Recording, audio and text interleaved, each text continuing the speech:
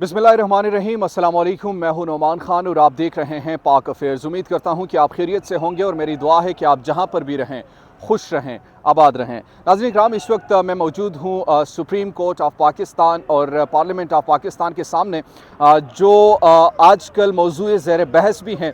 और मौजूद ज़ेर बहस होने की बुनियादी वजह सुप्रीम कोर्ट ऑफ पाकिस्तान का वो डिसीजन कि जिसमें उनको ये कहा गया कि आपने इलेक्शंस करवाने हैं, जबकि पार्लियामेंट PDM की सरबराही में, शहबाज शरीफ की सरबराही में उस चीज़ से इनकार कर चुकी हैं कि हमने इलेक्शन डिले करवाने हैं, हमने इलेक्शंस नहीं करवाने। सुप्रीम कोर्ट ऑफ पाकिस्तान की डिसीजन को वो मानते नहीं हैं। सुप्रीम कोर्ट ऑफ पाकिस्तान की डिसीजन को उन्होंने मुस्तरद किया है। यहाँ पर सवाल बुनियादी तौर पर यह है कि क्या ये जो डिसीजन सामने आए, इसको मुस्तरद करने की बुनियादी तौर पर इनके पास जवाज़ क्या है और वजह क्या है। अगर हम वजह जानने की कोशिश करें तो पहली वजह इनके ये है कि चूंकि हमारे पास बजट उतना नहीं है, हमने एक तरफ इलेक्शंस करवाने हैं, दूसरी तरफ उनका ये जो मानना है ख़ास तौर पर जो PDM का, कि हमारा मुतालबा था कि बेंच को बनाया जाए और फुल कोर्ट बनाया जाए, फुल बेंच बनाया जाए, जो कि उसे तस्लीम नहीं किया गया। तो इस बुनियाद पर उनका ये कहना है कि हमने बुनियादी तौर पर, अब चूंकि हमारे मुतालबे को नहीं माना गया, तो हम इन 3 जजेस के जो ख़ास तौर पर डिसीजन है उसको भी एक्सेप्ट नहीं करते। अब यहाँ पर जो बुनियादी सवाल है वो सुप्रीम कोर्ट ऑफ पाकिस्तान है। सुप्रीम कोर्ट ऑफ पाकिस्तान की चीफ जस्टिस उमर अता बंदयाल, उन्होंने एक डिसीजन दिया। क्या आइन के मुताबिक कोई भी हुकूमत सुप्रीम कोर्ट के डिसीजन के खिलाफ जा सकती है या ये कह सकती है कि हमने इस डिसीजन पर अमल नहीं करना? क्या ये उनके पास इख्तियार मौजूद है और वो किस तरीके से है? इसका कैटेगोरिकल जवाब है कि बिल्कुल भी नहीं है।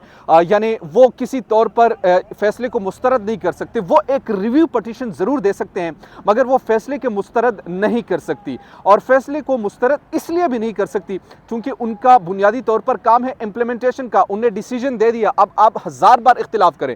यानी कि अगर ये डिसीजन को तस्लीम नहीं करते तो याद रखिएगा, यूसुफ रज़ा गिलानी इसी सुप्रीम कोर्ट की वजह से नाअहल हुए थे, और नाअहली की जो बुनियादी वजह थी इस तरीके से डिसीजन को ना माना था। अब अगर शहबाज शरीफ साहब ये समझते हैं कि मैंने ये डिसीजन नहीं तस्लीम करना, ये डिसीजन मैंने नहीं मानना, इसको मुस्तरद करना है, या अदलिया के साथ आपने टकराव की सियासत करनी है, या अदलिया को आपने अपने सियासी अज़ाइम के लिए इस्तेमाल करना है, तो याद रखिएगा कि ये किसी के फ़ायदे में ये गेम नहीं रहेगी। और ये अभी सब उनको बता भी रहे हैं, ये समझा भी रहे हैं कि जनाब आप देखिए, आप चाहे जो मर्जी इस वक्त करें, आप चाहे जिस तरीके से जो भी कुछ कर ले, लेकिन आखिरकार आपने इलेक्शंस में जाना होगा।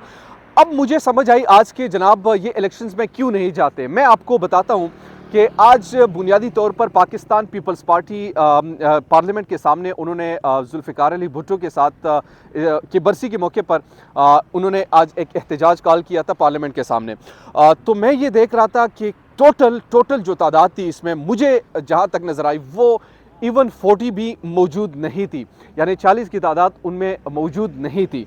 तो मुझे आज समझ आई कि जनाब ये तो यानी बिल्कुल अवामी पजीराई, तो क्या वो लोग हैं जो कि यार दोस्त होते हैं, MNS के, इनके कुछ रिश्तेदार होते हैं जो आ जाते हैं।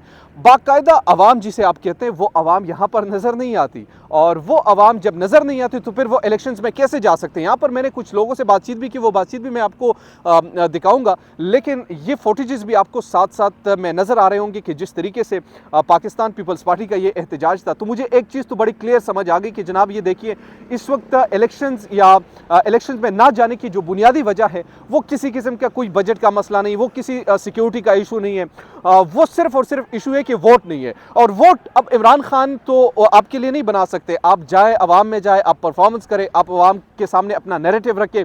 अवाम पिक करती हैं तो आप इक़्तिदार में आ जाएंगे, नहीं पिक करती तो आपने सियासत करनी है, फिर से आप लड़े, फिर से आप अपने नज़रियात पर काम करें, फिर से आप लोगों के पास जाए।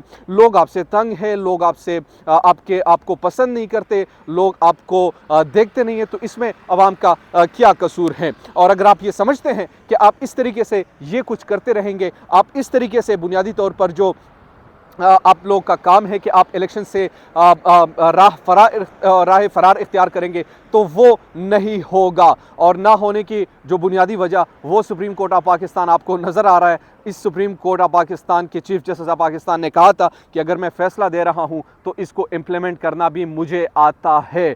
अब पार्लियामेंट ने ये फैसला करना है कि उन्होंने बुनियादी तौर पर अपने आप को ख़ास तौर पर सुप्रीम कोर्ट के सामने एक दीवार की तरह वहाँ पर खड़े रहना है, या फिर उन्होंने ये फैसला करना है कि हम सरेंडर करते हैं, जो सुप्रीम कोर्ट का फैसला है इसको हम वो तस्लीम करेंगे या नहीं करेंगे। बहरहाल जो बुनियादी तौर पर और इस वक्त इशू है वो कोई दूसरा मामला नहीं, वो सिर्फ़ और सिर्फ यही एक अना का मसला है कि इमरान खान की मकबूलियत है, इमरान खान दोबारा इक़्तिदार में आने के लिए उनके पास लोग मौजूद हैं। यानी अभी मैं जो देख रहा था, ख़ास तौर पर अगर कंपैरिजन, ये जो फुटेज आप इस वक्त स्क्रीन पर देख रहे हैं, ये पाकिस्तान पीपल्स पार्टी की बरसी है। ख़ास ये जो फुटेज आप देख रहे हैं ये पाकिस्तान पीपल्स पार्टी के बानी जनाब जुल्फ़िकार अली भुट्टो का बरसी का दिन है, और इस मौके पर पार्लियामेंट के सामने यहाँ पर लोग जमा हैं। ये तादाद आप देखिए, ये टोटल जो तादाद है तकरीबन 40 के करीब लोग मौजूद हैं, और ये भी वो MNS के शायद कुछ रिश्तेदार या उनके कोई ख़ास कुलीग्स जो यहाँ पर इस वक्त है। अब इसके मुकाबले में अगर पाकिस्तान तहरीक इंसाफ के एक छोटे से कॉर्नर मीटिंग के हवाले का भी आप तसव्वुर करें कि वो कितना होता है तो आप हैरान रह जाएंगे। तो यहाँ से आपको एक अवामी मकबूलियत का एक नज़ारा भी देखने को मिल जाता है कि अवामी मकबूलियत है क्या, और जब अवामी मकबूलियत आपके पास होती है तो फिर आप डरते नहीं हैं, फिर आप जो है वो झिझकते नहीं हैं। और झिझक ज़दा जो लोग होते हैं वो बुनियादी तौर पर ख़ासकर वो लोग होते हैं जिनको हारने का डर होता है, जो कि हारने का बुनियादी तौर पर उनका उनको हमेशा से डर लगा रहता है। तो ख़ास कर जो बुनियादी तौर पर पाकिस्तान पीपल्स पार्टी का ये एहतजाज था, ये अख्तर ख़ान ने भी गौर किया, हमारे साथ मौजूद हैं। अख्तर, एक तो ये बताइए, पाकिस्तान तहरीक इंसाफ के एहतजाज भी हम देख रहे होते हैं, ये पीपल्स पार्टी का जो एहतजाज है इस पर आप क्या कहेंगे?